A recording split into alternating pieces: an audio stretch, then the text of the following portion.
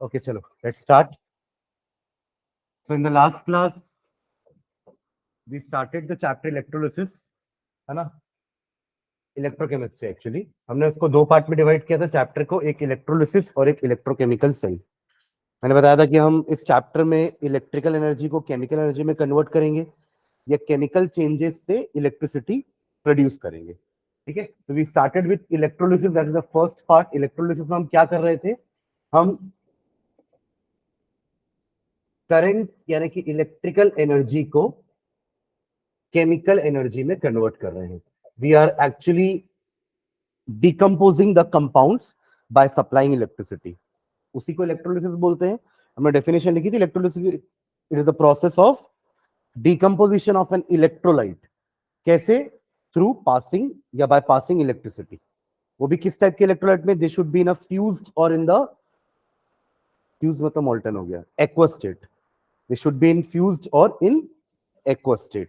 ठीक है, तभी आपका वो electrolyte will behave like electrolyte, otherwise it will behave like a non electrolyte. ठीक है, तो मैंने बताया था वीक इलेक्ट्रोलाइट होते हैं, स्ट्रॉन्ग इलेक्ट्रोलाइट होते हैं। ठीक है, हमने इलेक्ट्रोलिसिस का प्रिंसिपल देखा था कि क्या होता है। एक इलेक्ट्रोलिटिक सेल होता है, उस इलेक्ट्रोलिटिक सेल के अंदर हम अपना इलेक्ट्रोलाइट डालेंगे, आइदर इन एक्वस फॉर्म और इन मोल्टन फॉर्म। उसके अंदर दो रॉड डिप करेंगे जिसको हम इलेक्ट्रोड्स बोलते हैं, एंड देन बाहर से उनको सप्लाई देंगे। The rod which is connected to positive terminal is called anode and the one which is connected to negative is called cathode. ठीक है, तो जैसे ही हमारा स्विच ऑन करेंगे हम, इलेक्ट्रिसिटी पास होने चालू होगी, तो आपके जो आयंस हैं they will move towards their respective electrodes. All the positive ion यानी कि cation will rush towards cathode and anion will rush towards anode, और वहां जाके वो क्या होंगे? डिस्चार्ज। वो चार्ज हैं, वहां जाके क्या होंगे? डिस्चार्ज। हमने देखा था कि एनोड में कौन पहुंच रहा है? Anion. एन आयन जाके इलेक्ट्रॉन क्या करेगा? लूज करेगा, उससे वो न्यूट्रल हो जाएगा। और कैट आयन क्या करेगा? कैथोड में जाके इलेक्ट्रॉन गेन करेगा ताकि वो न्यूट्रल हो जाए। कैट आयन बना था इलेक्ट्रॉन लूज करके, तो वापस उसको न्यूट्रलाइज होना है तो इलेक्ट्रॉन गेन करना पड़ेगा। एन आयन बना था इलेक्ट्रॉन गेन करके, तो उसको अगर वापस न्यूट्रलाइज होना है तो उसको इलेक्ट्रॉन लूज करना पड़ेगा। That is why we said कि एनोड में आपका क्या होता है? ऑक्सीडेशन, एंड कैथोड में होता है आपका reduction. We also saw two examples. हमने लेड ब्रोमाइड का, मॉल्टन लेड ब्रोमाइड का इलेक्ट्रोलिसिस किया था। उससे हमने देखा था कि कैसे हमें लेड मिल रहा था एक इलेक्ट्रोड में और ब्रोमीन गैस मिल रही थी दूसरे इलेक्ट्रोड से। फिर हमने NaCl भी किया था, right? That was also मॉल्टन। मॉल्टन NaCl किए थे ना, तो वहां पे भी हमने क्या देखा था कि Na एक इलेक्ट्रोड में मिल रहा है and Cl2 gas in another electrode, right? यहां तक हुआ था। उसके बाद मैंने एक एग्जांपल आप लोगों को बताया था कि अगर मैं मॉल्टन के अलावा एक्वस फॉर्म ले लूं, if I take aqueous form, तो क्या होगा? तो उससे क्या होगा? दो आयंस एक्स्ट्रा बढ़ जाएंगे, पानी के खुद के दो आयंस एक्स्ट्रा बढ़ेंगे ना, तो अब होगी race between two cations and race between two anions.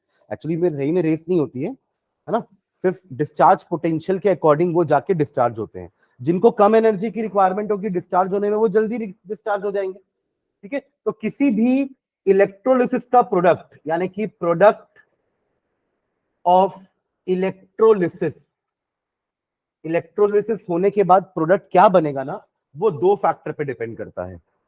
पहला फैक्टर हो गया आयंस का discharge potential. Discharge potential of ions, ये जितना ज्यादा कम होगा, है ना, जितना कम होगा उतना जल्दी आपका आयन डिस्चार्ज होगा। ठीक है, एंड सेकेंड फैक्टर होता है आपके इलेक्ट्रोड का मटेरियल। उस पर भी डिपेंड करता है कि आपका कौन सा प्रोडक्ट कौन से इलेक्ट्रोड में बनेगा। उसके लिए अपन यहां लिख सकते हैं कि nature of electrode. Nature of electrode मतलब इलेक्ट्रोड आपकी इनर्ट है या खुद आपका इलेक्ट्रोड भी रिएक्टिव है। आज अपन एग्जांपल देखेंगे कि आपका कॉपर सल्फेट लेंगे, अपन कॉपर सल्फेट का सोल्यूशन लेंगे। एक बार हम इनर्ट इलेक्ट्रोड लेंगे, इनर्ट इलेक्ट्रोड यानी कि जो अनरिएक्टिव है, जो खुद रिएक्शन में पार्ट नहीं लेगी, वो बस एक सरफेस प्रोवाइड कर रही है ऑक्सीडेशन रिडक्शन करने के लिए। ठीक है, तो इनर्ट इलेक्ट्रोड जैसे फॉर एग्जांपल प्लैटिनम हो गया, ग्राफाइट हो गया, ये सब इनर्ट इलेक्ट्रोड्स होती हैं। ठीक है, और बाकी रिएक्टिव इलेक्ट्रोड्स होती है, जैसे कॉपर हो गई ना, कॉपर की इलेक्ट्रोड्स रिएक्टिव है, वो खुद भी डिसॉल्व होते जाएगा आपके इलेक्ट्रोलाइट में। ठीक है, तो उसको अपन रिएक्टिव इलेक्ट्रोड्स कहते हैं। तो दो फैक्टर पे डिपेंड करेगा कि प्रोडक्ट क्या बनने वाला है। एक डिस्चार्ज पोटेंशियल, जिसका एक एग्जांपल हमने लास्ट क्लास में देखा था कि अगर अपन NaCl का एक्वस सॉल्यूशन लेते हैं, एक्वस मॉल्टन तो कर चुके थे आप लोग, खुद किए थे मॉल्टन, तो अगर एक्वस सॉल्यूशन लेते हैं NaCl का, देन आपको मिलता है NaOH plus hydrogen gas plus chlorine gas. Hydrogen gas आपको मिलेगी कैथोड से निकलती हुई और क्लोरीन गैस मिलेगी एनोड से निकलती हुई। ये H पॉजिटिव है ना, it will move towards cathode, वहां जाके ये इलेक्ट्रॉन गेन करेगा, रिडक्शन होगा इसका और H बन जाएगा, H और H मिलके H2 बन जाएंगे। वैसे ही Cl नेगेटिव, यहां से Cl नेगेटिव निकलेगा ना, Cl नेगेटिव एक एनायन है, ये एनोड के पास जाएगा, एनोड के पास जाके क्या होगा, इसका ऑक्सीडेशन होगा, ये इलेक्ट्रॉन लूज करेगा, बनेगा Cl। ऐसे ही एक और Cl के साथ मिलकर वो क्या बना लेगा, Cl2। तो यहां पे किस पे डिपेंड किया, डिस्चार्ज पोटेंशियल पे। हाइड्रोजन का डिस्चार्ज पोटेंशियल सोडियम से कम होता है, that is the reason why hydrogen got discharged earlier, तो सोडियम को मौका नहीं मिला, right. In the same way H positive, sorry OH negative and Cl negative में Cl नेगेटिव का डिस्चार्ज पोटेंशियल कम होता है, इसलिए वो जाके डिस्चार्ज हो गया, OH नेगेटिव को मौका नहीं मिला। तो ये दोनों क्या कहला रहे थे, स्पेक्टेटर आयंस। ये क्या थे, स्पेक्टेटर आयंस। NaOH आपका कंपाउंड बन जाएगा और आपको ये दोनों अलग अलग इलेक्ट्रोड्स में मिलेगी, गैस के फॉर्म में। समझ में आ रही बात, तो इसको लिख लेते हैं पहले, क्योंकि हमने कल दो किया था ना, एक मॉल्टन लेड ब्रोमाइड किया था और एक मॉल्टन NaCl किया था। अब एक्वस वाला भी कर लेते हैं, ठीक है। तो लिखना नीचे, electrolysis of aqueous NaCl, electrolysis of aqueous NaCl, electrolysis of aqueous NaCl, aqueous NaCl। मॉल्टन का हमने दो एग्जांपल लिखा था, दो एक्वस का एग्जांपल भी ले लेते हैं, एक्वस NaCl। हाँ लिखना है इसमें नीचे, NaCl and water ionize as under, या as follows, what NaCl and water ionize as follows, NaCl and water ionize as follows। हम एक्वस NaCl ले रहे हैं, इसका इलेक्ट्रोलिसिस करवा रहे हैं, जब NaCl आयनाइज होगा तो आपको मिलेगा Na positive and Cl negative, ठीक है। और जब वाटर आयनाइज होगा तो आपको मिलेगा H positive and OH negative. ये दोनों इक्वेशंस लिख लो, आयनाइज एज फॉलोज, ऐसे आयनाइज होंगे दोनों,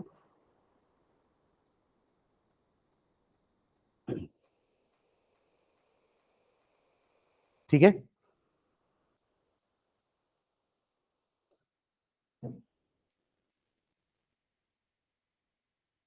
डन। नेक्स्ट टाइम में लिखना, on passing electricity, on passing electricity, on passing electricity,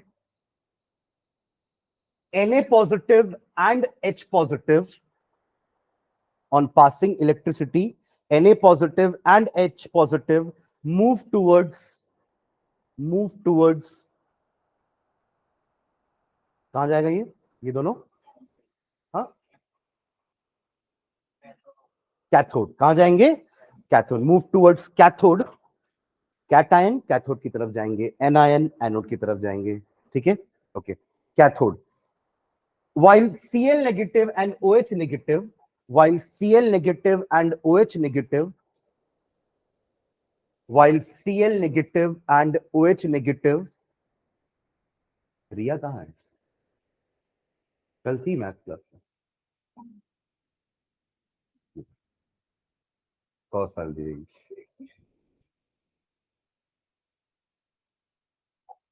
ये कभी खुशी कभी गम टाइप का हो गया ना, बस मैं आरती की थाली लेके बाहर तक नहीं गया। चलो आगे बढ़ते हैं, क्योंकि ये बस कोचिंग में कदम रखे गया ऐसे, तो मैं पूछा रिया कहाँ है। चलो आगे बढ़े, तो Na positive and H positive move towards cathode and Cl negative, while Cl negative and OH negative move towards anode.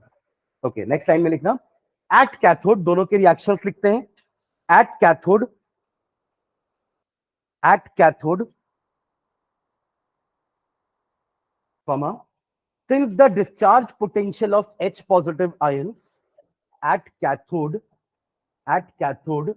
since the discharge potential of H positive ions at cathode, since the discharge potential of H positive ions is lower than that of Na positive, is lower than that of Na positive, is lower than that of Na positive.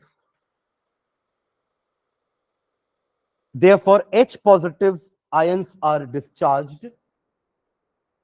Therefore, H positive ions are discharged. Therefore, H positive ions are discharged in preference to Na positive.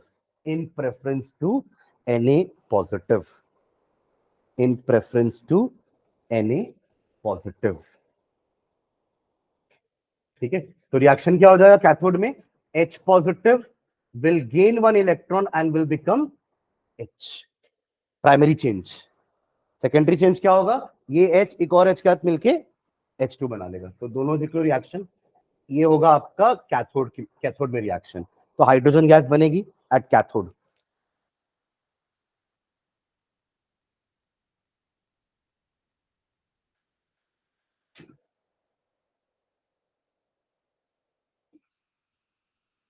ठीक है. Actually क्या होता है ना, अभी अपन इस chapter में आगे इलेक्ट्रोकेमिस्ट्री वाला पार्ट पढ़ेंगे ना, तो हम देखेंगे कि एक और पोटेंशियल होता है जिसको हम रिडक्शन पोटेंशियल बोलते हैं. या तो हम डिस्चार्ज पोटेंशियल वर्ड यूज कर रहे हैं ना. डिस्चार्ज पोटेंशियल आप ये समझ लीजिए कि it is a energy required to get discharge. तो जिसको कम एनर्जी की जरूरत है ना, वो पहले डिस्चार्ज हो जाएगा. ठीक है. पर जब हम इस चैप्टर का आगे वाला पार्ट पढ़ेंगे तो हम दो टाइप का पोटेंशियल और पढ़ेंगे. एक पढ़ेंगे ऑक्सीडेशन पोटेंशियल और एक पढ़ेंगे रिडक्शन पोटेंशियल. देखो, ऑक्सीडेशन रिडक्शन, इसमें इलेक्ट्रॉन्स इन्वॉल्व होते हैं ना. मतलब अगर किसी को रेड्यूस होना है तो उसको इलेक्ट्रॉन गेन करना पड़ेगा, तभी वो रेड्यूस होगा, राइट. और अगर किसी को ऑक्सीडाइज होना है तो उसको इलेक्ट्रॉन लूज करना पड़ेगा, तभी वो ऑक्सीडाइज होगा, राइट. तो रिडक्शन पोटेंशियल का मतलब क्या होता है कि अगर किसी इलेक्ट्रोड में रिडक्शन हो रहा है तो उसका रिडक्शन पोटेंशियल होता है हाइड्रोजन के रेस्पेक्ट में.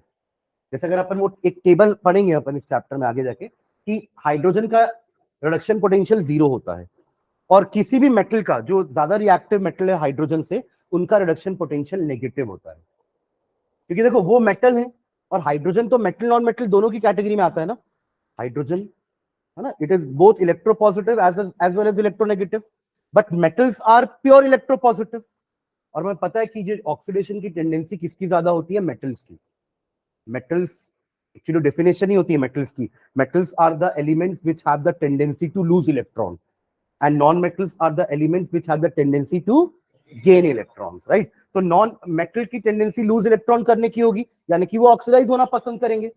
दे विल लाइक टू ऑक्सीडाइज. तो एक नॉन मेटल के सामने एक मेटल हमेशा ऑक्सीडाइज ही होगा और नॉन मेटल हमेशा रेड्यूस होगा. तो हाइड्रोजन यहाँ पे एक्चुअली एक नॉन मेटल की तरह बिहेव करेगा, क्योंकि उसके सामने क्या है? सोडियम. उसके सामने क्या है? सोडियम. तो हाइड्रोजन और सोडियम के बीच में जब रिडक्शन की बात आएगी ना, क्योंकि ये दोनों ही कैथोड के पास जाने वाले हैं, दोनों ही वहां जाके रेड्यूस होना चाह रहे हैं, पर कौन ज्यादा चाहेगा? हाइड्रोजन, क्योंकि वो एक नॉन मेटल भी है और सोडियम ठहरा प्योर मेटल. तो उसकी टेंडेंसी रेड्यूस होने की हाइड्रोजन से कम होगी. आप समझ रहे हो मैं क्या बोल रहा हूं? अब उसके पहले वाले एग्जाम्पल में तो Na पॉजिटिव अकेला था ना, तो इसलिए कोई कंपटीशन नहीं था, तो इसलिए वही जाके रेड्यूस हो गया, डिस्चार्ज हो गया. बट यहां तो है ना, एक ऐसा कोई एलिमेंट है जो पहले डिस्चार्ज हो सकता है, तो Na पॉजिटिव डिस्चार्ज नहीं होगा. Am I clear? ठीक है. वैसे ही इन दोनों में भी Cl नेगेटिव OH नेगेटिव में आपका Cl नेगेटिव का डिस्चार्ज पोटेंशियल कम होता है OH नेगेटिव से, इसलिए Cl नेगेटिव पहले जाके डिस्चार्ज हो जाएगा. ठीक है, तो लिख लो उसको भी नीचे. At anode, at anode, complete करो ना सेंटेंस जैसे अभी आपने H पॉजिटिव और Na पॉजिटिव के लिए लिखा ना. एट एनोड के बाद कॉमा डाल देना. क्या लिखोगे? Since the discharge potential of क्या? Cl negative ions is lower than that of OH negative ions, therefore Cl negative will discharge in preference to OH negative. ठीक है, और रिएक्शन भी लिख लेना. at anode, since the discharge potential of Cl negative ions is lower than that of OH negative ions, therefore Cl negative ions are discharged in preference to OH negative ions.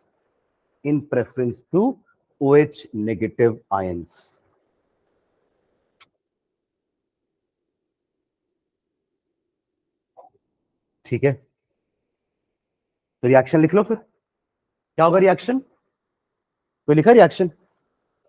Cl negative, हाँ, gives, या फिर -1 electron gives Cl, ऐसा कर सकते हैं ना? या तो आप यहाँ -1 इलेक्ट्रॉन लिखो या तो यहाँ +1 इलेक्ट्रॉन लिखो, एक ही चीज है, ठीक है। एंड सेकेंडरी चेंज क्या हो जाएगा? यही Cl के दो फ्री रेडिकल्स आपस में मिलकर क्या बना लेंगे?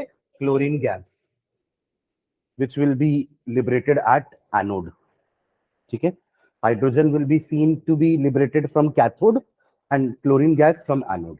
ठीक है, ठीक है, तो ये एक एक्वस NaCl हुआ। एक और लेते हैं, एक्वस वाला ही, ठीक है। लिखना नेक्स्ट, एक और, electrolysis of acidulated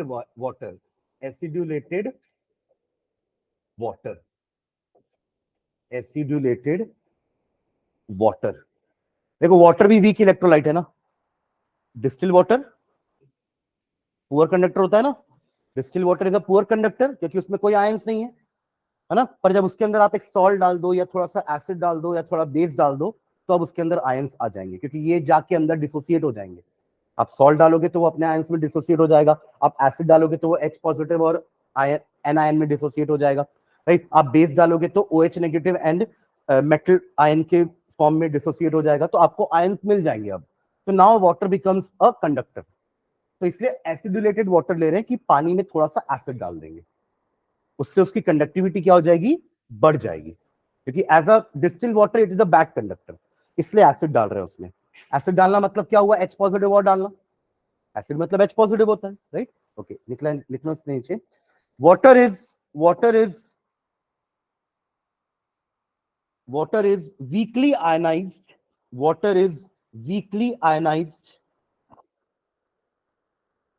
is weakly ionized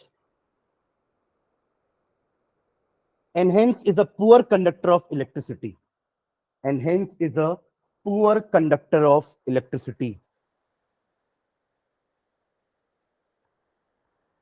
And hence is a poor conductor of electricity.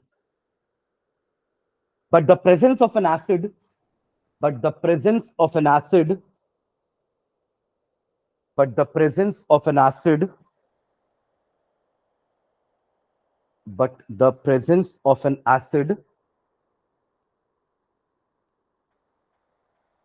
makes it a better conductor. Makes it a better conductor.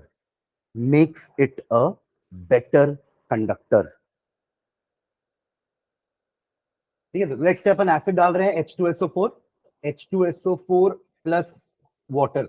क्यों H2SO4 ही डाल रहा हूं मैं, HCl क्यों नहीं डाल रहा हूं, ये आप लोग मुझे बताना बाद में, ठीक है। हम पानी का इलेक्ट्रोलिसिस करके ना हाइड्रोजन और ऑक्सीजन बनाना चाह रहे हैं। क्या करना चाह रहे हैं हम? वाटर का इलेक्ट्रोलिसिस करके we are trying to form hydrogen and oxygen, वही इलेक्ट्रोलिसिस ऑफ वाटर। बट क्योंकि पानी वीकली आयनाइज होता है इसलिए हम थोड़ा सा उसमें एसिड भी ऐड कर रहे हैं। पर वो यही एसिड क्यों ऐड कर रहे हैं, HCl क्यों नहीं ऐड कर रहे हैं? हाँ एग्जैक्टली, मतलब तो OH को वो डिस्चार्ज होने नहीं देगा। समझ रहे हो मैं क्या बोल रहा हूँ? क्योंकि देखो कैटायन तो एक ही है, दोनों से तो H पॉजिटिव ही आ रहा है ना, वाटर से भी H पॉजिटिव आया और सल्फ्यूरिक एसिड से भी H पॉजिटिव ही आएगा, तो वहां तो कोई दिक्कत नहीं है, वहां कोई रेस नहीं होने वाली, दोनों से H पॉजिटिव ही आ रहा है। Am I clear? जैसे यहाँ पे H पॉजिटिव और Na पॉजिटिव के बीच में हमको कंपेयर करना पड़ा ना, कि जिसका डिस्चार्ज पोटेंशियल कम होगा वो आ जाके डिस्चार्ज होगा। बट यहाँ से तो दोनों में कैटायन तो आपके H पॉजिटिव ही है, आया ना। वाटर से आपको मिलेगा H positive and OH negative, ये आपका वाटर आयनाइज होके देगा। और सल्फ्यूरिक एसिड से आपको क्या मिलने वाला है? H positive and SO4 2 negative. तो अभी हमने जस्ट इसके पहले देखा ना कि Cl नेगेटिव का डिस्चार्ज पोटेंशियल OH नेगेटिव से कम होता है, इसलिए Cl नेगेटिव जाके डिस्चार्ज हुआ था। अगर यहां भी आप HCl ही ले लोगे तो यहां भी क्लोरीन गैस ही बनेगी, ऑक्सीजन गैस नहीं बन पाएगा। तो हम चाहते हैं कि OH नेगेटिव जाके डिस्चार्ज हो, इसलिए एक ऐसा एसिड लिए हैं, सल्फेट आयन का डिस्चार्ज पोटेंशियल ज्यादा होता है OH नेगेटिव से। तो ये OH नेगेटिव जाके क्या होगा, ऑक्सीडाइज होगा, ना कि सल्फेट आयन। वही अगर आपने HCl लिया होता तो Cl नेगेटिव जाके ऑक्सीडाइज हो जाता OH के कंपैरिजन में, जैसे यहां हो रहा था। Am I clear? और क्योंकि मेरा एम था ऑक्सीजन और हाइड्रोजन बनाना, इसलिए मैंने सल्फ्यूरिक एसिड लिया। क्लियर है? ठीक है, तो नीचे बस आयंस लिख लो, क्या क्या आयंस होंगे।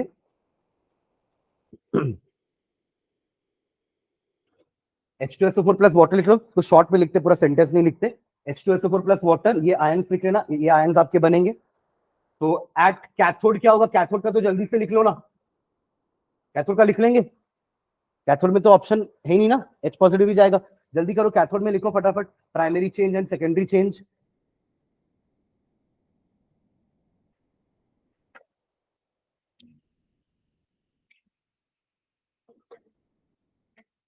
क्या हुआ?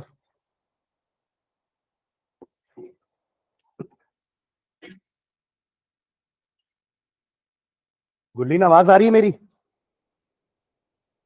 यस सर, आ रही है। मैं एक चीज बताऊंगा तो आप लोग को लगेगा सर झूठ बोल रहे हो। मैं जस्ट थोड़ी देर पहले सोचा था कि गुरलीन क्यों नहीं आया, वो ऑनलाइन आ गया, सही में कसम से।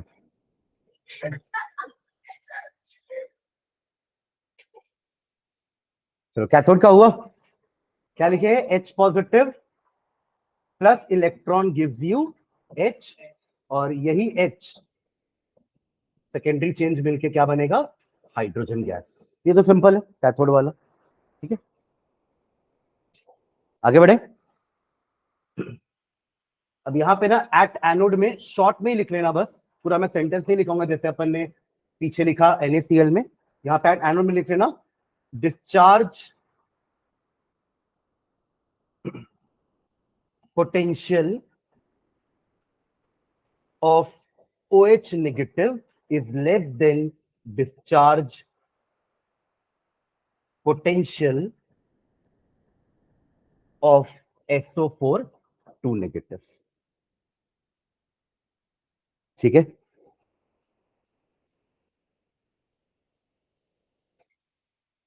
क्लियर है?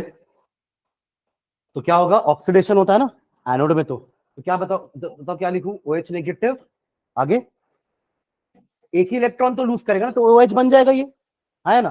पर OH जैसा कुछ होता नहीं है, ठीक है, जैसे Cl जैसा कुछ नहीं होता, H जैसा कुछ नहीं होता, वैसे ही OH जैसा कुछ नहीं होता। आप तो समझ रहे हो मैं क्या बोल रहा हूं। तो ये OH ना आपस में मिल करके वाटर बनाने की कोशिश करेंगे वापस से, है ना। पर हमें पता है कि H2O में 2 H और 1 O है, राइट। अगर आप दो भी वाटर बनाना चाहते हो, 2 वाटर भी बनाना चाहते हो, 2 मॉलिक्यूल, तो आपको कम से कम 4 हाइड्रोजन चाहिए ना, है ना। तो मैं यहाँ पे 4 OH ले लेता हूं, ये चारों के चारों OH मिक्स होके क्या बनाएंगे, H2O, वो भी 2H2O। ऑक्सीजन कितना बच गया है, 2 ऑक्सीजन बचा ना, हमारे पास 4 O है ना, उसमें 2 O यहाँ यूटिलाइज हो गए, 2 तो अभी बचे ना, तो यही बनेगा ऑक्सीजन गैस। तो ऊपर वाली जो लाइन है ना, that is primary change, and नीचे वाली लाइन क्या है, सेकेंडरी चेंज। मतलब ये OH आपस में मिलके पानी बनाते रहेंगे और ऑक्सीजन गैस बनती रहेगी। आप समझ रहे हो क्या बोल रहा हूं मैं?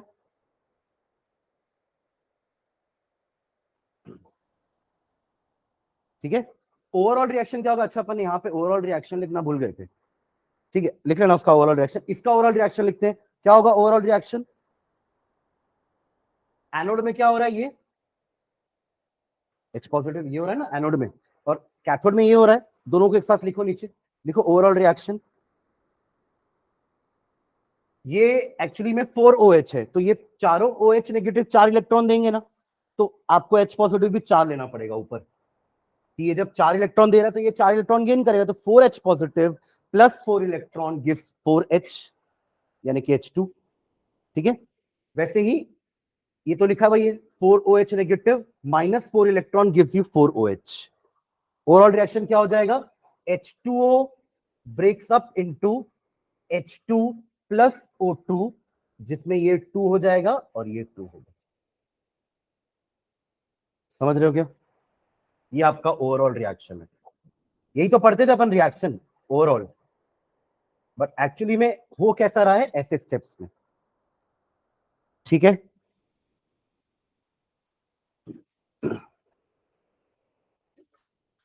डन। तो ये जो दोनों एग्जाम्पल थे ना, ये किसके एग्जाम्पल थे? ये फर्स्ट वाले पॉइंट के, कि किसी भी इलेक्ट्रोलिसिस के प्रोडक्ट कौन डिसाइड करता है, या तो डिस्चार्ज पोटेंशियल आयंस के, जिसके दो एग्जांपल हमने देखे। हमने देखा ना कि हम कैसे अगर आपका एसिड चेंज करते तो प्रोडक्ट चेंज हो जाता। अगर आपने यहाँ पे HCl एसिड लिया होता तो यहाँ पे ऑक्सीजन नहीं बनता, यहाँ क्लोरीन गैस बनती। तो आप समझ में आ रहा है आपको कि प्रोडक्ट ऑफ इलेक्ट्रोलाइसिस किस पे डिपेंड कर रहा है? डिस्चार्ज पोटेंशियल के ऊपर। जिसका डिस्चार्ज पोटेंशियल कम होगा, जिस आयन का डिस्चार्ज पोटेंशियल कम होगा, वो पहले डिस्चार्ज हो जाएगा। Am I clear? ठीक है, चलो दूसरा पॉइंट देखते हैं, आपका नेचर ऑफ इलेक्ट्रोड, है ना। तो नेक्स्ट लाइन में लिखना, अगला हेडिंग लिखना, प्रोडक्ट ऑफ इलेक्ट्रोलिसिस, एक सब हेडिंग है, product of electrolysis on the basis of nature of electrode, on the basis of nature of electrode, product of electrolysis on the basis of nature of electrode। और ऐसा ही एक line ना आज जो शुरू किए ना उसके पहले लिख लेना। हमने ये चालू किया ना NaCl, इसके ऊपर एक लाइन अगर जगह हो तो लिख लेना, product of electrolysis based on the discharge potential. समझ रहे हो क्या बोल रहा हूं मैं? जस्ट इस एक्वस NaCl के ऊपर एक लाइन लिख लेना, product of electrolysis based on the discharge potential. उसके दो एग्जांपल लिख लिए हम।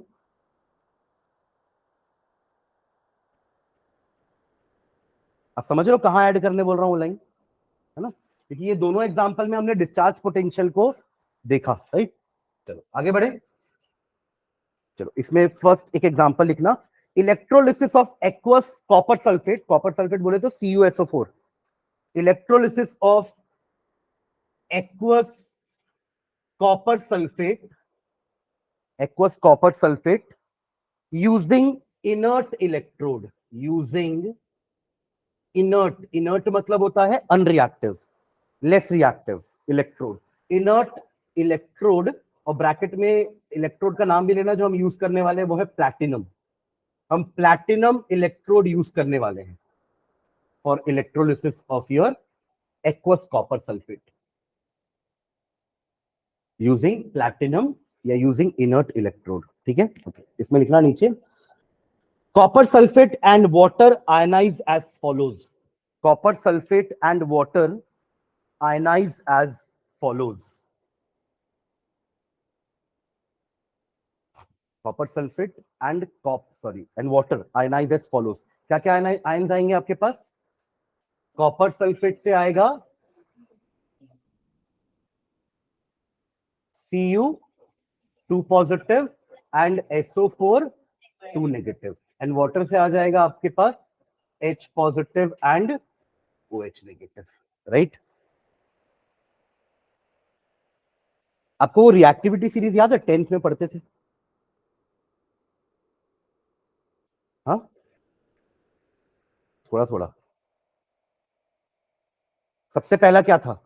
पोटेशियम, फिर सोडियम, ऐसे चलता है ना, जिंक है, फिर आपका मैग्नीशियम है, एल्यूमिनियम है, ऐसे चलेगा, फिर हाइड्रोजन आएगा। हाइड्रोजन के नीचे कॉपर था, याद है? कॉपर एक ऐसा मेटल है जो एसिड से हाइड्रोजन को लिबरेट नहीं करेगा। उसका रीजन है कि कॉपर इज मोर रिएक्टिव या less reactive than hydrogen, copper is less reactive than hydrogen, copper hydrogen के नीचे है उस सीरीज में। तो कॉपर ऐसा नहीं कर पाएगा, ये मत लिखना, मैं समझा रहा हूं। कॉपर HCl में से H को डिस्प्लेस नहीं कर पाएगा, बट वही सोडियम होता ना, तो सोडियम इस HCl में से H को डिस्प्लेस कर देता, बट ये नहीं कर पाएगा। उसका कारण है कि copper is less reactive than hydrogen. वही इसके पहले हमने सोडियम और हाइड्रोजन को कंपेयर किया था ना, तो hydrogen was more non metallic than sodium, इसलिए हाइड्रोजन का हुआ था रिडक्शन। इसके पहले किए थे ना NaCl वाले में, या मैंने आपको बताया था ना कि हाइड्रोजन है और सोडियम है, ये दोनों ही हैं जो कैथोड के पास जाने वाले हैं, रेड्यूस होने के लिए। पर कौन पहले रेड्यूस होगा? जिसकी टेंडेंसी रेड्यूस होने की ज्यादा होगी, वो था हाइड्रोजन, क्योंकि वो मेटल नॉन मेटल दोनों की तरह बिहेव करेगा। बट सोडियम तो मेटल है, ठीक है। और वैसे भी सोडियम भी रिएक्टिविटी सीरीज में हाइड्रोजन से ऊपर था, तो वो ज्यादा रिएक्टिव है, इसलिए हाइड्रोजन जाके रेड्यूस हुआ, ठीक है। अब इधर क्या बात कर रहे हैं अपन? हाइड्रोजन आयन एंड कॉपर, ये दोनों ही जाएंगे कैथोड के पास, दोनों पॉजिटिव है ना, दोनों जाएंगे कैथोड के पास। But now copper is less reactive than hydrogen, तो हाइड्रोजन अब जाके डिस्चार्ज नहीं होगा, कौन जाके डिस्चार्ज होगा? कॉपर। समझ रहे हैं मैं क्या बोल रहा हूं? ठीक है, तो नीचे लिखना, लिखो at anode, at anode, sorry at cathode, copper तो कैथोड के पास जाएगा ना, at cathode, comma, since the discharge potential of Cu2 positive, since the discharge potential of Cu2 positive, since the discharge potential of Cu2 positive is less than that of hydrogen, is less than that of hydrogen, is less than that of hydrogen, therefore Cu2 positive ions, therefore Cu2 positive ions are discharged in preference to H positive ions, in preference to H positive ions, in preference to H positive ions। तो cathode में reaction क्या हो जाएगा? At cathode क्या लिखूं? Cu2 positive, हाँ आगे क्या? +2 इलेक्ट्रॉन, अरे रिडक्शन होगा ना, ठीक है, तो इलेक्ट्रॉन का गेन होना चाहिए, कितने इलेक्ट्रॉन का? 2, ताकि वो न्यूट्रल हो जाए, है ना, टू गिव कॉपर, राइट। यहां सेकेंडरी चेंज की जरूरत नहीं है, क्योंकि कॉपर अकेले रह सकता है ना, ठीक है ना। एट एनोड, एट एनोड आप लोग लिख सकते हो खुद ही, बताओ मुझे क्या होने वाला है एनोड में? ये दो तो पिछले वाले में भी थे ना, इन्हीं दोनों की तो पिछले बार भी रेस हुई थी ना, OH negative and SO4 2 negative, ये पीछे जो किए थे एसिडुलेटेड वाटर वाला, तो कौन जाके डिस्चार्ज हुआ था? OH negative. तो एट एनोड सीधा बैलेंस वाला इक्वेशन लिख रहा हूं, 4 OH नेगेटिव गए, चारों ने एक एक इलेक्ट्रॉन लूज किया, तो टोटल 4 इलेक्ट्रॉन लूज हो गए और बना 4 OH, प्राइमरी चेंज। फिर यही 4 OH आपस में एक दूसरे के साथ रीअरेंज करके क्या बनाते हैं? 2 पानी और ऑक्सीजन, ठीक है।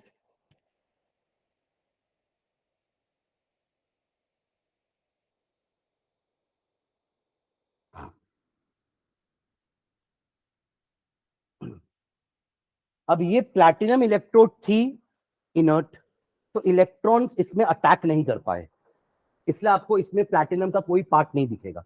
तो platinum here is just acting like a surface, वो क्या है? एक तरह का सरफेस, वो बस आयंस को ऑक्सीडाइज और रिड्यूस होने के लिए एक सरफेस प्रोवाइड कर रहा है, और कुछ नहीं। क्योंकि वो इनर्ट था, इसलिए इलेक्ट्रॉन्स उसके ऊपर जाके अटैक नहीं कर पाए।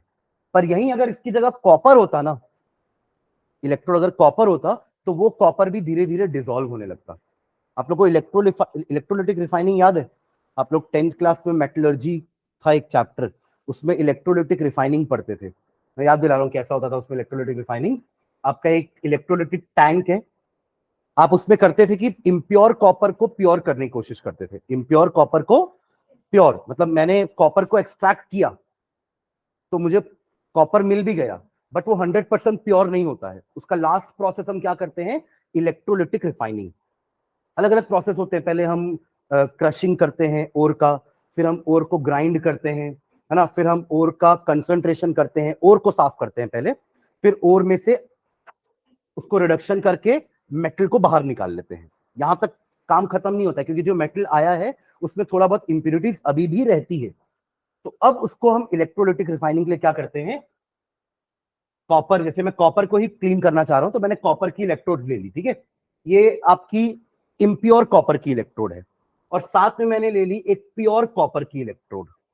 इसको बना दिया मैंने एनोड, इसको बना दिया मैंने कैथोड। अब देखो मेरी इलेक्ट्रोड्स कॉपर की है ना, एक तरफ प्योर कॉपर है, एक तरफ इम्प्योर कॉपर है। Anode is impure copper and cathode is pure copper, right. और मैंने सोल्यूशन भी कॉपर सल्फेट का ले लिया, इलेक्ट्रोलाइट। इलेक्ट्रोलाइट के बिना ये रिएक्शन कहां से हो पाएगा, ठीक है। तो ये हो गया आपका कॉपर सल्फेट, CaSO4। जैसे आप इलेक्ट्रिसिटी पास करोगे तो क्या होगा पता है, जितना भी कॉपर यहां प्रेजेंट है ना इस इलेक्ट्रोड में, क्योंकि ये रिएक्टिव इलेक्ट्रोड है, अभी तक प्लैटिनम इलेक्ट्रोड थी तो उसमें रिएक्शन कुछ नहीं हो रहा था, बट अब ये कॉपर की जो इलेक्ट्रोड है ये रिएक्टिव है, ये खुद डिसॉल्व होके कॉपर 2 पॉजिटिव आयन बनते जाएगी। समझ में आ रहा है? एनोड है ना, तो एनोड में तो ऑक्सीडेशन ही होगा, लॉस ऑफ इलेक्ट्रॉन हुआ है ना, और यही कॉपर 2 पॉजिटिव जा करके यहां चिपकेगा। Copper 2 positive plus 2 electron give you copper. तो इससे क्या होगा, धीरे धीरे करके जितने भी कॉपर आयन है ना यहां पे, वो निकलते जाएंगे और यहां आके चिपकते जाएंगे, और जितनी भी इंप्यूरिटीज होंगी ना वो नीचे एक ऐसा छोटा सा पहाड़ बना लेगी, क्योंकि वो तो नहीं डिसॉल्व हो सकते ना कॉपर सल्फेट में। कॉपर सल्फेट में डिसॉल्व हो गया, आयनाइज हो गया लाइक दिस, है ना। तो यहां पे आप देखोगे कि धीरे धीरे ये इलेक्ट्रोड खत्म होती जाएगी, कुछ समय के बाद आपको इसको रिप्लेस करना पड़ेगा with another impure copper rod. तो आपने ऐसे करके एक एक करके आप कॉपर रॉड को प्योरीफाई करते जाओगे। मान लो आपके पास 100 कॉपर की रॉड है, तो आप ऐसे करके एक एक करके कॉपर को रिप्लेस करोगे। पहले आपने एक लगाया, आप वेट करो, जैसे वो खत्म होने लगेगी इलेक्ट्रोड, आप दूसरी रिप्लेस करो। तो ऐसे करके आप पूरे के पूरे इम्प्योर कॉपर को प्योर कर दोगे, और वो पूरा इम्प्योर कॉपर प्योर करके यहाँ चिपकता जाएगा आपके प्योर वाले में। तो आप यहाँ देख रहे हो ये वाली इलेक्ट्रोड भी रिएक्शन में पार्ट ली ना, क्योंकि वो इनर्ट इलेक्ट्रोड नहीं थी, वो रिएक्टिव इलेक्ट्रोड थी। Am I clear? समझ में आ रहा है आप लोग को? ठीक है, तो अब यही वाला पार्ट वापस करेंगे, एक्वस कॉपर सल्फेट लेंगे विद कॉपर इलेक्ट्रोड, जो कि यही एग्जांपल है एक्चुअली में। ठीक है, तो निकला, लिखो अगला example, electrolysis of aqueous copper sulfate using copper electrodes, using copper electrodes, using copper electrodes, using copper electrodes। ठीक है, अगेन आयंस तो वही वही रहेंगे, लिख लो पहले, आयंस तो यही चार रहेंगे ना, Cu2 positive, SO4 negative copper sulphate का, और वाटर का H positive and OH negative, यही आयंस रहेंगे, राइट। ओके चलो, at cathode, at cathode, cathode का रिएक्शन सेम होगा, जल्दी से लिख लो, सेम होगा, कैथोड में कुछ चेंजेस नहीं है। एट कैथोड, देखो कैथोड में यही हो रहा था ना, कॉपर 2 पॉजिटिव जाके कॉपर बन रहा था, राइट। आप लोगों को समझ में आ रहा है? तो electrode also play a major role in deciding कि कौन सा प्रोडक्ट बनेगा इलेक्ट्रोलिसिस के बाद। ठीक है, लिख लिए कैथोड वाला, एट कैथोड यही रिएक्शन होगा, यही हो भी रहा है ना यहाँ पे, यही है कैथोड, यही कॉपर 2 पॉजिटिव यहां गया, 2 इलेक्ट्रॉन गेन किया और Cu बन गया। अच्छा, ये Cu2 पॉजिटिव कॉपर सल्फेट से भी तो आ रहा है ना, ये तो निकल ही रहा है, Cu2 पॉजिटिव बन ही रहा है, ये तो निकल निकल के, पर ऑलरेडी कॉपर 2 पॉजिटिव तो आपके पास था भी सॉल्यूशन में। ठीक है, ओके नेक्स्ट, आगे नीचे, एट एनोड, एट एनोड, अब यहां पे थोड़ा चेंजेस आने वाला है एट एनोड में। ठीक है, एट एनोड हाइफन डाल के लिखो, unlike, unlike electrolysis of copper sulfate, unlike electrolysis of copper sulfate using platinum electrode, unlike electrolysis of copper sulfate, unlike electrolysis of copper sulfate using platinum electrode, unlike electrolysis of copper sulfate using platinum electrode, no ions are liberated here, no ions are liberated here, no ions are liberated here, full stop। instead इसकी जगह क्या होगा, anode खुद oxidise हो रहा है, anode खुद क्या हो रहा है, ऑक्सीडाइज, क्योंकि एनोड एक रिएक्टिव मटेरियल का बना हुआ है। ठीक है, तो लिखो instead anode itself undergoes oxidation. Anode itself undergoes oxidation. Anode itself undergoes oxidation to form Cu2 positive ions. To form Cu2 positive ions. This is because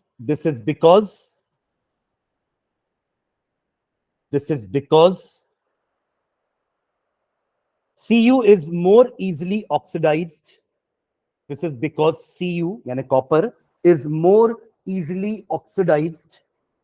Is more easily oxidized than OH negative and sulfate. ये दोनों पहुंच ही नहीं पाए वहां तक. Then OH negative and sulfate ions. OH negative and sulfate ions. तो reaction लिख लो ये वाला एनोड में.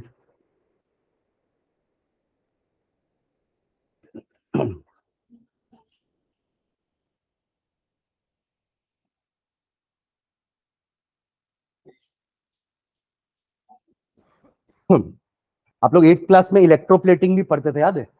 इलेक्ट्रोप्लेटिंग क्या होती है?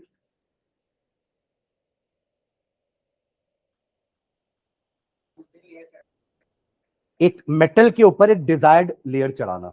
जैसे अगर मुझे इस पेन को चांदी का बनाना है तो प्योर चांदी का बनाऊंगा तो बहुत महंगा पड़ जाएगा ना, क्योंकि अंदर तक चांदी चांदी भरी रहेगी, है ना. बट एक काम मैं कर सकता हूँ, इसको लुक अगर मुझे सिर्फ चांदी का देना है तो मैं इसके ऊपर चांदी की एक परत लगा सकता हूँ. चांदी मतलब सिल्वर, चांदनी नहीं बोल रहा हूँ, चांदी सिल्वर, है ना. तो उसके लिए मैं क्या करूंगा, एक इलेक्ट्रोड लूंगा सिल्वर का और एक इलेक्ट्रोड की जगह इसको टंगा दूंगा. ऐसा करते वहां पढ़े थे 8th क्लास में. 8th में भी कोरोना था क्या? नहीं था ना. 9, 10, 11 में था ना. तो 8th को पढ़े हो अच्छे से, पर कोरोना में भूल गए sir. After effect of corona भूल गए. ठीक है, तो मैं बता रहा हूँ, याद दिला रहा हूँ. तो जिसको इलेक्ट्रोप्लेटिंग करना उसको एक इलेक्ट्रोड बना के टंगा देंगे और जिसकी इलेक्ट्रोप्लेटिंग उसमें करनी है उस मेटल को हम दूसरा इलेक्ट्रोड बना देंगे. हाँ, एडेड है ना ग्रुप में. आज डाला नहीं था पर मैं. समझ रहे हो कि क्या बोल रहा हूं मैं? तो ये जो प्रोसेस है ना, यहाँ पे भी हम इसी टाइप का प्रोसेस यूज करते हैं. मतलब हमने एक इलेक्ट्रोड ऐसा ले लिया जो कि रिएक्टिव था, तो वही आपस में ऑक्सीडाइज हो रहा है. ये सिल्वर है, सिल्वर ही ऑक्सीडाइज होकर निकलेगा एजी पॉजिटिव बन के, और यही एजी पॉजिटिव जाके इसमें चिपकता जाएगा, जैसे यहाँ हो रहा है. यहाँ से कॉपर पॉजिटिव निकला, कॉपर टू पॉजिटिव, और यहाँ से निकल के यहाँ चिपकता जा रहा है. तो कहाँ चिपक रहा है? कैथोड में. तो मैं अपना ये वाले पेन को कहाँ टंगाऊंगा? कैथोड की जगह. समझ रहे हो? वरना उल्टा हो जाएगा. आप इसमें सिल्वर चलाना चाह रहे थे, सिल्वर में काला चढ़ जाएगा उल्टा अगर रख दिए तो. आप समझ रहे हो मैं क्या बोल रहा हूँ? इसमें भी बहुत इंपॉर्टेंट है कि आप किसको कैथोड बना रहे हो, किसको एनोड बना रहे हो. आप समझ में आ रही है मेरे को बात क्या बोल रहा हूं मैं? अगर आपने इसको यहां बना दिया होता प्योर वाले को, अभी हमने प्योर वाले को कहां लगाया? कैथोड में. और इम्प्योर वाले को कहां लगाया है? एनोड में. अगर मैंने उल्टा लगा दिया होता गलती से कि इम्प्योर वाला यहाँ, प्योर वाला यहाँ, तो पूरा प्योर जाके इम्प्योर में चिपक जाता, गड़बड़ हो जाता ना पूरा काम. आप इम्प्योर को प्योर करना चाह रहे थे, प्योर इम्प्योर हो गया इस गलती के कारण. Am I clear? आपको समझ में आ रहा क्या बोल रहा हूं मैं? ठीक है, ओके, चलो तो आगे बढ़ते हैं. फिर क्या लिखे आप लोग? Last line at anode reaction लिख ली ना कैथोड का. हो गया ना पूरा कंप्लीट रिएक्शन? ये वाला हो गया ना दोनों? ठीक है, बस लास्ट लाइन लिख लो. लास्ट लाइन लिख लो.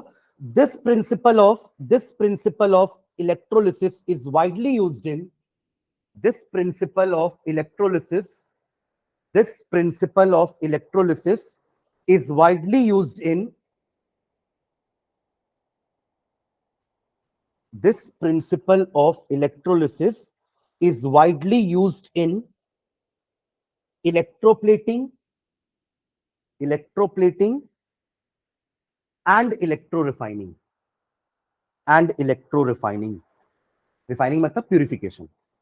ठीक है, एंड इलेक्ट्रो रिफाइनिंग.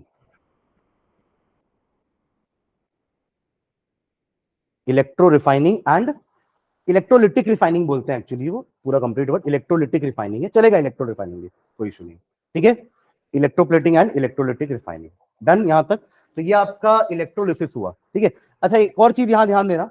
अगर मैं यहाँ पे प्रोसेस चलते चलते में स्विच को ऑफ कर दूं तो क्या होगा, रुक जाएगा ना, रिएक्शन होना बंद हो जाएगा ना, मतलब डिपोजिशन और नहीं होगा, जो कॉपर यहां से निकल के यहाँ डिपॉजिट हो रहा था वो डिपॉजिट होना बंद हो जाएगा।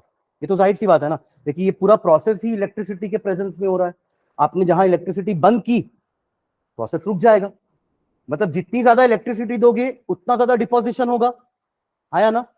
तो यही होता है फैराडे लॉ, है ना, जो हमारा नेक्स्ट टॉपिक है। हेडिंग लिखो, Faraday's Faraday's law of electrolysis, Faraday's law of electrolysis, Faraday's law of electrolysis, Faraday's law of electrolysis. तो पहला एक्चुअली दो लॉ दिए थे फैराडे ने, ठीक है, यही फैराडे वही फैराडे है जो फिजिक्स में भी है ना, इलेक्ट्रोमैग्नेटिक इंडक्शन, वहां पढ़े ना माइकल फैराडे, वो यही फैराडे है और अलग अलग नहीं है, दोनों एक ही है ना। तो इन्होंने क्या बोला था, वही जो मैं अभी आपको बताया ना, कि जितना ज्यादा इलेक्ट्रिसिटी दोगे ना उतना ज्यादा सब्सटेंस डिपॉजिट होगा, जितना कम इलेक्ट्रिसिटी दोगे उतना कम डिपोजिशन होगा। मतलब आप अगर आप दोनों ही NaCl का इलेक्ट्रोलिसिस कर रहे हो, मॉल्टन वाले का, आपने ज्यादा देर तक इलेक्ट्रिसिटी दी, आपने कम देर तक दी, तो आपके पास सोडियम ज्यादा कलेक्ट होगा, इनके पास सोडियम कम कलेक्ट होगा। Am I clear? यही आपका फर्स्ट लॉ है। इनका दूसरा लॉ क्या बोलता है कि NaCl आपने लिया, है ना, और आपने लेट से ले लिया MgCl2, NaCl आपने लिया, दोनों अलग अलग इलेक्ट्रोलाइट है ना, दोनों में फर्क क्या है कोई बताएगा मुझे, NaCl और MgCl2 में क्या फर्क है? सर एक में Na है एक में Mg है, ये फर्क नहीं है तो मैं बता ही रहा हूं, और क्या फर्क है? हाँ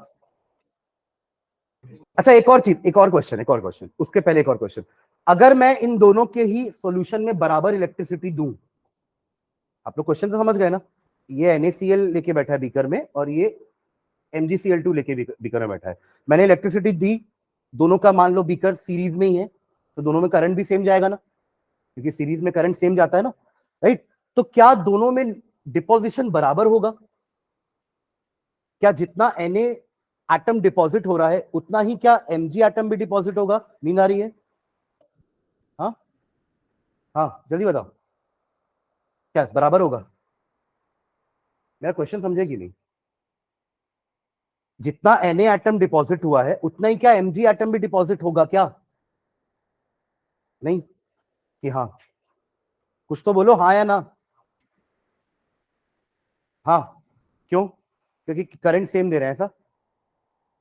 पर आप ये भी तो सोचो कि सोडियम को एक ही इलेक्ट्रॉन चाहिए Na बनने के लिए, बट Mg को दो इलेक्ट्रॉन चाहिए। अब समझ में आया क्या क्या बोलना चाह रहा हूं मैं?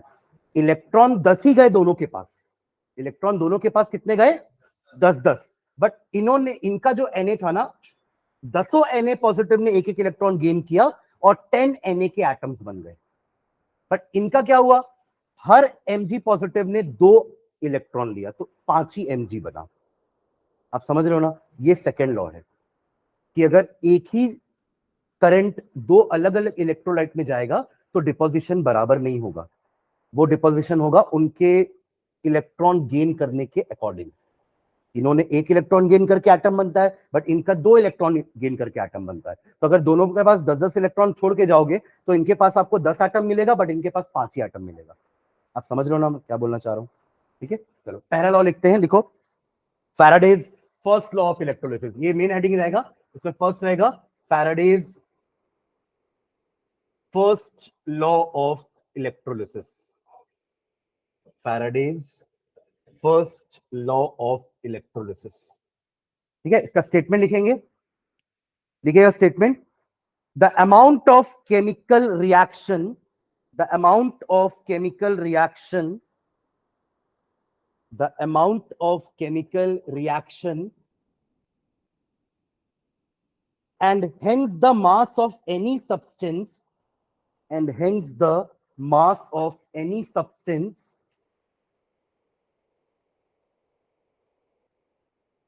the amount of chemical reaction, जितना ज्यादा रिएक्शन होगा उतना ज्यादा डिपोजिशन होगा ना, इसलिए दोनों एक साथ लिख रहे हैं, the amount of chemical reaction and hence the mass of any substance deposited, ये दोनों एक ही चीज है ना। अरे समझ के लिखो, जो लिख रहे हो बंद करो उसको। क्या लिख रहे हैं अपन? The amount of chemical reaction या फिर अमाउंट ऑफ सब्सटेंस लिबरेटेड, एक ही मतलब है ना, जितना ज्यादा रिएक्शन होगा उतना ज्यादा वो डिपॉजिट होता जाएगा, ठीक है। Mass of any substance deposited at any electrode, at any electrode, at any electrode. अच्छा, डिपॉजिटेड की जगह ना कभी कभार हम लिबरेटेड वर्ड भी यूज करते हैं, देखिए गैस होती है तो गैस लिबरेट होगी, और कोई एटम होगा तो वो डिपॉजिट होगा। समझ रहे हो मैं क्या बोल रहा हूँ? ठीक है, ओके। तो liberated at any electrode is directly proportional to the is directly proportional to the is directly proportional to the quantity of electricity, is directly proportional to the quantity of electricity passed through the electrolyte, passed through the electrolyte, passed through the electrolyte। Statement clear है? एक बार read करो फटाफट। The mass of, या sorry, the amount of chemical reaction and hence the mass of any substance deposited या liberated at any electrode is directly proportional to the amount of या quantity of electricity passing through the electrolyte। जितना ज्यादा आप उस electrolyte से electricity को पास कराओगे, जितनी देर तक कराओगे, उतना ज्यादा सब्सटेंस डिपोजिशन होगा। जाहिर सी बात है ये तो, है ना? सही है ना? तो देखो नीचे एक लाइन लिखना, if W gram, if W gram of, if W gram of, if W gram of substance is deposited, if W gram of substance is deposited on passing, if W gram of substance is deposited on passing Q, capital Q लिखना, Q coulomb, किसका unit होता है ये? Charge, है ना? Q coulomb of electricity, Q coulomb of electricity, Q coulomb of electricity, then जो अपन ने पूरा स्टेटमेंट लिखा है उसके अकॉर्डिंग हम लिख सकते हैं W directly proportional to Q। आया ना एवरीवन? जो हमने स्टेटमेंट पूरा लिखा ना 3-4 लाइन का, उसका मैथमेटिकल एक्सप्रेशन ये है, mass of substance deposited is directly proportional to quantity of electricity passing through the electrolyte, right? और ये प्रोपोर्शनलिटी साइन आने के लिए कांस्टेंट मल्टीप्लाई कर देना Z इंटू क्यू। Z नाम का एक कांस्टेंट ले रहे हैं, नीचे लिख लो, where Z is a constant called electrochemical equivalent, electrochemical equivalent. Z है constant known as electrochemical equivalent. इसको भी डिफाइन कर सकते हो आप Z को, ठीक है? नीचे लिखना Z। अच्छा, Q क्या होता है? चार्ज है ना, पर करंट तो हम एम्पियर में लेते हैं ना। Q तो आपका चार्ज है which is measured in Coulomb's, और अगर मैं Q के टर्म्स में इलेक्ट्रिसिटी यानी करंट डिफाइन करूं तो क्या क्या होता है करंट? What is current? है बस अमाउंट ऑफ चार्ज, तो चार्ज हो गया ना। मैं करंट पूछ रहा हूं, हाँ, I अपॉन T। मैं पूछ रहा हूं I क्या है, तो Q अपॉन T होगा ना। Charge flowing per unit time is current. क्या होता है? आई से डिनोट करते हैं ना अपन करंट को, इसका यूनिट क्या होता है? Ampere. It is the charge flowing per unit time. I is equals to Q by T, यानी कि कूलम्ब पर सेकेंड, जिसको हम प्यार से एम्पियर बोलते हैं। आगे क्या सर? ठीक है, I is equals to Q by T which is ampere. ठीक है, तो चलो जेड को डिफाइन करते हैं। आप क्यू की जगह आई टी भी लिख सकते हो ना, कहां खोया है? क्यू की जगह आई टी लिख सकते हैं, तो इसको ऐसे रिप्लेस भी कर देना, Z is sorry Q is W is equals to, क्या हो जाएगा? W is equals to Z I T, Z. ठीक है, W is equals to Z I T. अब ये Z का मतलब क्या है समझना, ठीक है। अगर मैं किसी इलेक्ट्रोलाइट में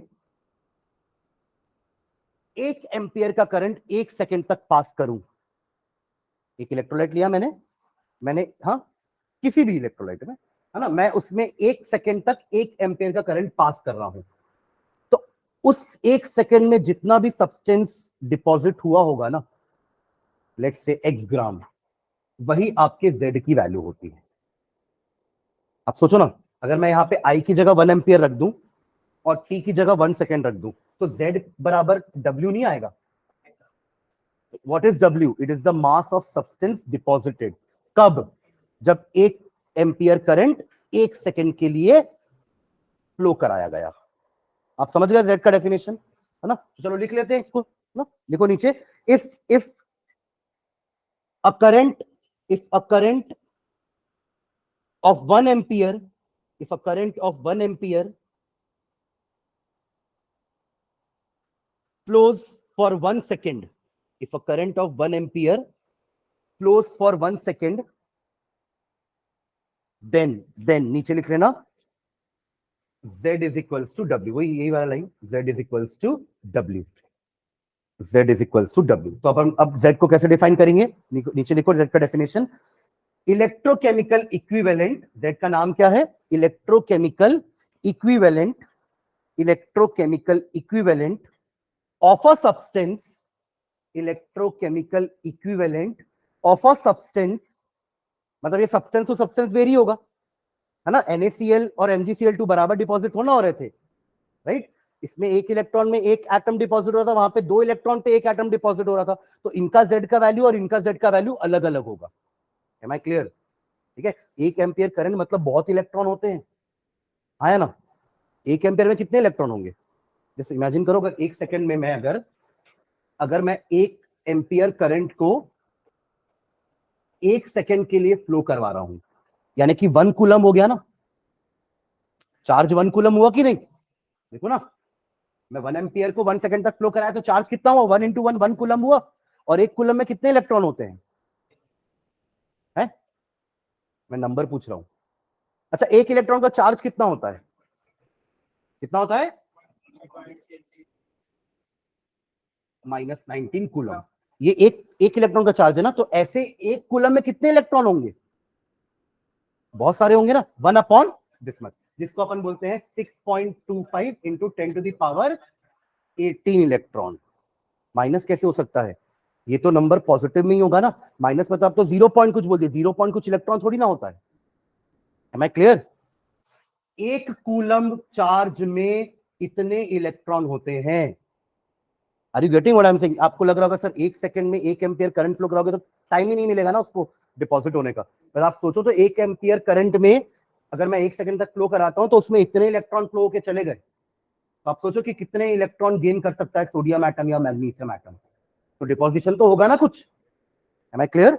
ओके, तो क्या लिखे, electrochemical equivalent of a substance may be defined as the mass of a substance, may be defined as the mass of the substance deposited, mass of a substance deposited when a current of 1 ampere, when a current of 1 ampere is passed for 1 second, when a current of 1 ampere is passed for 1 second, यानी 1 coulomb charge, है ना, ultimately क्या दे रहे हैं अपन, उल्टा अगर अपन current और time के रेस्पेक्ट में बात ना करें तो 1 कूलम चार्ज दे रहे हैं, तो जितना सब्सटेंस डिपॉजिट हो रहा है उस सब्सटेंस का, उसको कहते हैं उस सब्सटेंस का chemical equivalent, electrochemical equivalent. Am I clear? Definition clear है जेड का, मतलब जेड भी आपका ग्राम में ही होगा, है ना, और वो वैल्यू हर सब्सटेंस के लिए फिक्स होगी, इससे तो कांस्टेंट बोल रहे हैं ना उसको। Am I clear? ठीक है, तो ये अपना फर्स्ट लॉ हुआ, इसके बेसिस में कुछ क्वेश्चन हम नेक्स्ट क्लास में करेंगे और फिर सेकंड लॉ भी करेंगे नेक्स्ट क्लास में, ठीक है, चलो, थैंक यू।